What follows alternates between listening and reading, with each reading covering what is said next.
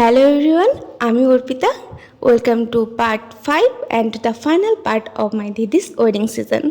আমরা সবাই কিন্তু একদম রেডি দিদির বৌভাতে যাওয়ার জন্য।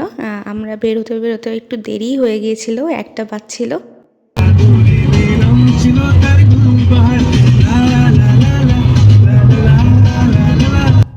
2 ঘন্টার রাস্তা, আর আমরা বেশ গান টান শুনতে শুনতে যাচ্ছিলাম, ভালোই লাগছিল। যদি বেঁচে দিতে বলে শিকড়ে বাঁধা মাটি, যেন আমি বেচতে দেব না। আমি জানি জানি চোরাবালি কতখানি।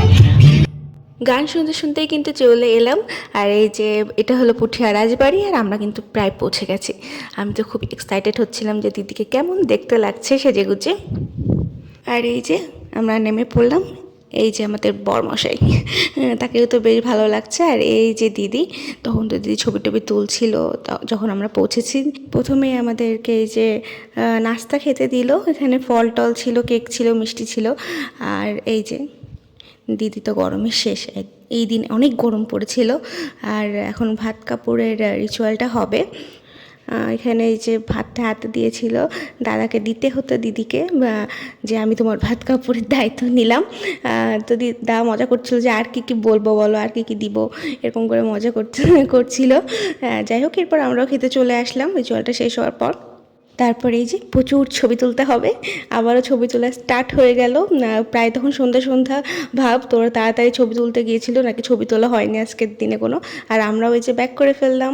আজকের মতো বাই বাই, দেখা হবে নেক্সট দিন, মানে ওরা পরের দিনই আসবে আমাদের বাসায় দিরাগমনের জন্য। এই যে সকাল সকালে তারা আবির্ভাব ঘটিয়েছে দুইজন। সকাল সকাল চলে আসলো দুইজন। দিদিকে তো ভারী মিষ্টি লাগছে। দিদিরা আস্তে আস্তে প্রায় 12টাই বেজে গিয়েছিল। আর এখন এই যে আমরা ছাদে মা, বড় মা এরা সবাই মিলে আশীর্বাদ করছে। তো এই তো আশীর্বাদ চলছে। মা এখানে এখন মিষ্টি খাইয়ে দিচ্ছে দিদিকে।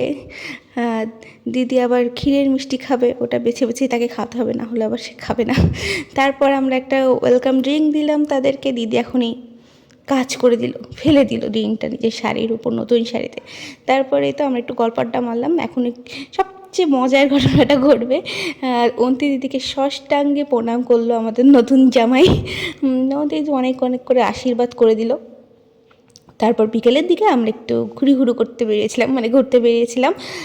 আমরা একটু মোহনার এইদিকে এসেছিলাম ঘুরতে বিকেলের দিকে কিন্তু এখানে অনেক সুন্দর বাতাস হয়, আর খুব সুন্দর একটা সানসেট দেখতে পারি আমরা। এই জন্য আমরা এখানে এসেছিলাম। তারপর দেখো আমরা অ্যামাজনের জঙ্গলে ঢুকে যাচ্ছি। জোকস পার্ট, এখানে এত কাশফুলের এই যে গাছগুলো হয়েছে যে এটা অ্যামাজন জঙ্গল হয়ে গেছে। তো রাতে আমরা একটু শপিংয়ে চলে আসলাম সেলরে। আমাদের কোনো শপিং না, নতুন জামাইকে শপিং করিয়ে দিতে এসেছিলাম আমরা। তো সেলর থেকে শপিং টপিং শেষে আমরা একটু খেতে আসলাম। রেস্টুরেন্টটা কিন্তু খুবই কিউট ছিল। পুরোটা রেস্টুরেন্ট একটা পান্ডা ভাইব ছিল। দেন আমরা অর্ডার প্লেস করলাম, আর আমরা তেমন কেউ কিছু খেতে পারছিলাম না। একটা না শুধু মানে বাইরের খাবার খাওয়া দাওয়া চলছিল, বা অনেক কিছু খাওয়া হচ্ছিলো। এই জন্য পরে আমরা সবাই একটা করে ড্রিঙ্ক নিলাম, আর প্রান্ত নিল হলো স্যুপ, থাই স্যুপ। যদিও প্রান্ত স্যুপ পরে আমরা শেষ করেছিলাম। মানে আমরাও খেয়েছিলাম ওর থেকে। ও কিছু নিবে আর আমরা খাবো না, এটা হতে পারে না। আমাদের জামাইবাবুরও কিন্তু মুড তেমন একটা ভালো নেই, কারণ সে অনেক টায়ার্ড ছিল। তারপরে এই তো সকালে শুভচণ্ডী পুজো শুরু হয়ে গেল। আর এটাই লাস্ট রিচুয়াল এই বিয়ের, যেখানে ওদের ওই যে গাঁট ছড়াটা খোলা হবে। তো এই তো পুজো চলছিল। আমার বড়ই মাংস থেকে ইচ্ছে হয়েছে। রামবল উত্তর করলেন, তুমি বড় কাঙালির ছেলে, তুমি ভালো খাবার কোথায় পাবে বাবা? বড় হও, রোজগার করো, তারপর।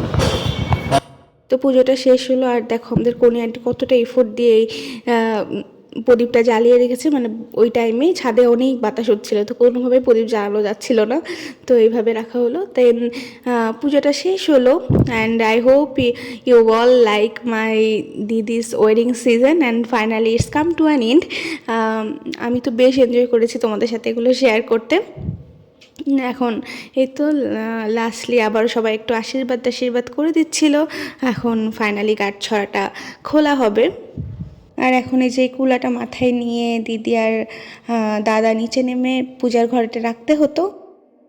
and I hope you all like my video. Thank you for watching. See you in my next video. Until then, love you all.